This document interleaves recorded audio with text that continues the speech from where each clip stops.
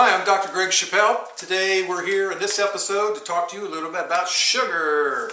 And particularly this time of year when our immune systems are working overtime trying to fight off bacteria and viruses, it's vitally important to try to cut the sugar intake as much as possible. Sugar depletes the function of the immune system, so it depletes your ability to try to fight off things that are going to cause colds and flus and so forth. So if you want to be healthier and enjoy the winter time more, try to reduce the sugar intake as much as possible. Plus, there are hundreds of other reasons why not to do sugar any more than necessary.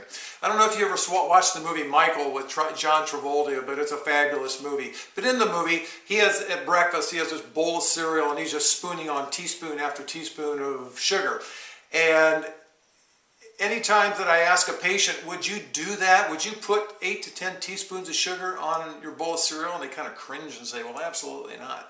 But if you think about it, one of the main sources of sugar intake in our society is soda pop. And one 16-ounce bottle of soda or can carries with it about 6 to 10 teaspoons of sugar.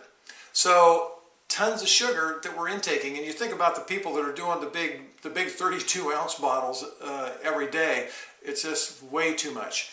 So you want to try to reduce these as much as possible. And so a lot of people say, well, I'm not doing the regular, I do the artificials.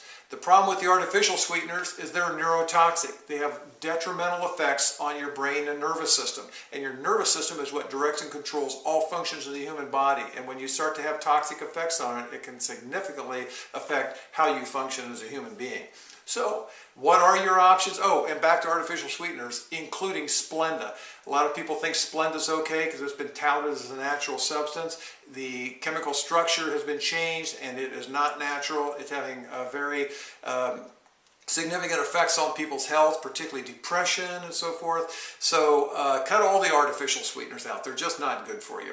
So what are your options? You can do things like agave nectar and organic agave nectar, and you have stevia, which is made from an herb. So this is the sweetening capability and effects of this is almost like an artificial sweetener. It's very sweet, so you don't have to use very much, but it's made from an herb, so there's no downside to it.